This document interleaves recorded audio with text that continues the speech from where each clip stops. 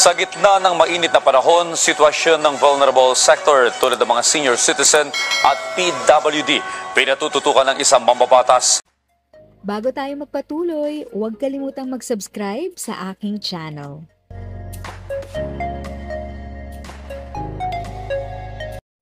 Thank you sa pag-click ng aking video. Good day po sa lahat ng mga nanonood. Sa mga bagong viewers at napadaan lang, by the way, I'm Tita Eda. Welcome to my channel.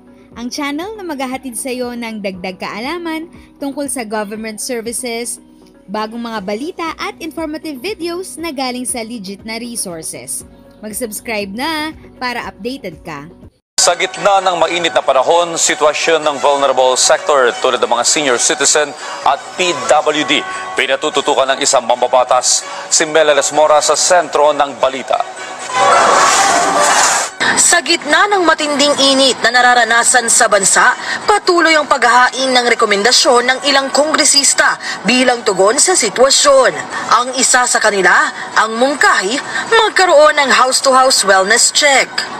Ayon kay House Committee on Senior Citizens Chair Rodolfo Ordanes, mainam ko magbabahay-bahay ang mga barangay health worker, tanod o social workers ng munisipyo para kumustahin at alamin ang pangailangan ng ating mga kababayan na lubos na apektado ng sobrang init. Para kay Ordanes, pinakahirap sa sitwasyon ngayon ang mga walang maayos na tahanan at iba pang bahagi ng vulnerable sector tulad ng mga senior citizen, PWD, mga bata at may sakit. Panawagan ng kongresista, sana'y paigtingin na ng mga alkalde ang kanilang hakbang ukol sa sitwasyon para mapangalagaan ang kapakanan ng ating mga kababayan.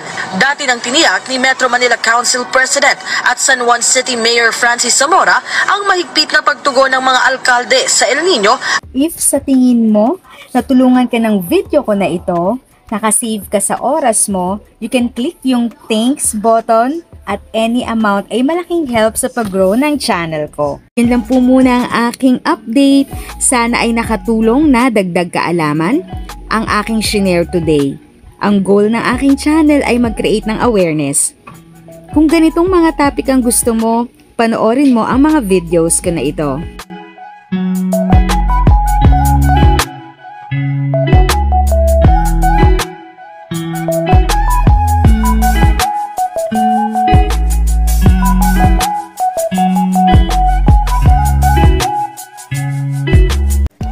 Thanks for watching! Kung may kapamilya, kaibigan o kakilala sa tingin mo ay magiging interesado sa video, please share or tag sila sa comment section.